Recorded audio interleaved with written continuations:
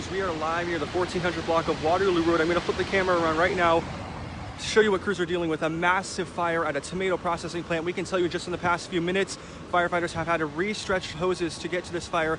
We have seen fire tornadoes developing, as you can see right there. There's a fire tornado on the ground. And it was right here along Thornton Road near Auto Drive where Misty Holtzing was killed after the suspects who held her hostage got in a gun battle with police. Although the focus today was not on the incidents of that horrific day, but on memories that the family shared with her. And according to family members, Misty Holtzing walked on fields just like these when she was a kid playing sports. And the first ever event started simply at a stand not unlike this one. But after hundreds of glasses of lemonade poured, the young philanthropists have been able to grow their organization to an entire parking lot. And while all of these levers, buttons, and maps in the cockpit seem intimidating, officers say that they are trained and ready to fly. Complete destruction, the only remnants of an intense 3-alarm fire in East Stockton. It was very scary because I didn't know what was happening. Well, how did it happen? The wind-fueled inferno broke out in the dry grass just west of Stanford Avenue shortly before 1:30 Sunday afternoon. Flames destroying at least 5 homes in its path. The house was catching on fire in the back. I just got my kids, told my neighbors to get out, got my brother's kids. That's all we were able to do.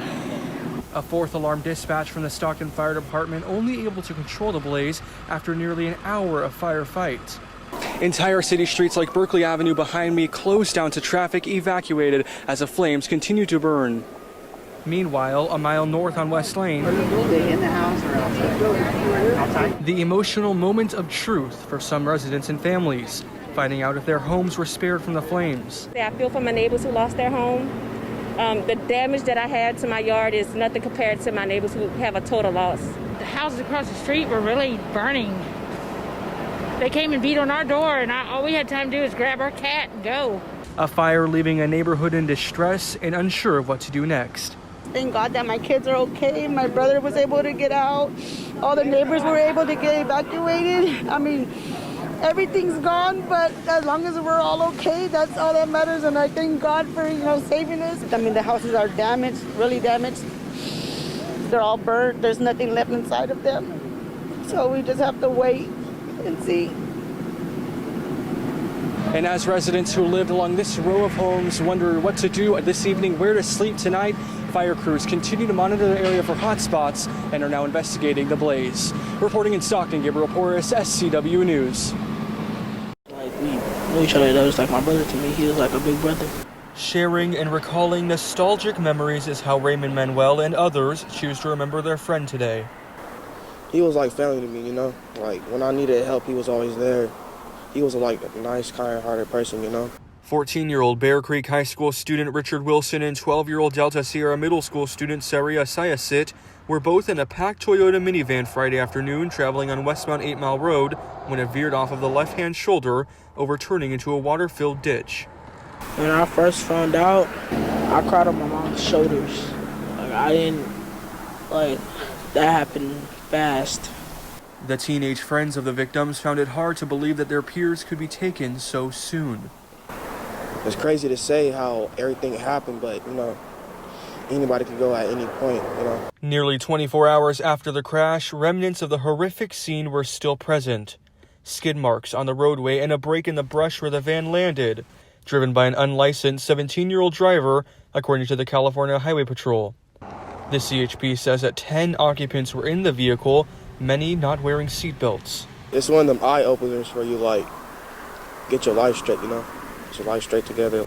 The aftermath of the crash uniting a community in mourning, in shock, and in grief.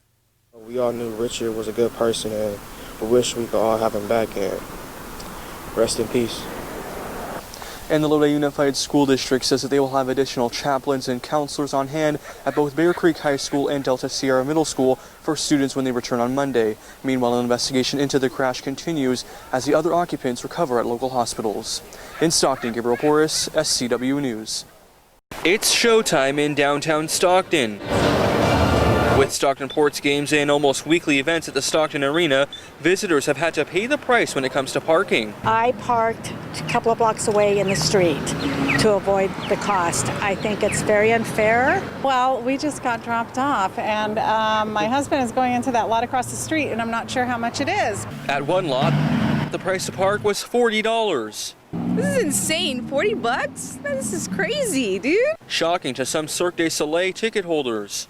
Parking is convenient, but when the price of parking is almost as much as the price of the ticket, it's kind of ridiculous for some people to come and watch. Paid $20 to park there. Linda Fletcher lives in Palo Alto and came to Stockton for the arena event, but she says that she can find cheaper parking prices at events in the Bay Area. But you can find there's a lot of parking structures and things that you can get into for maybe $10, $20. And that's the same story for visitors from Sacramento. I mean, you can park downtown Sacramento for $25 next to the arena, and $40 in Stockton is pretty impressive. And if you're wondering what $40 might get you, that's about 2 large pizzas, 11 gallons in gas, and just shy of the plane ticket from Stockton all the way to Phoenix.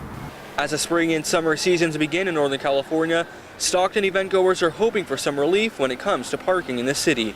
The parking in this area is challenging.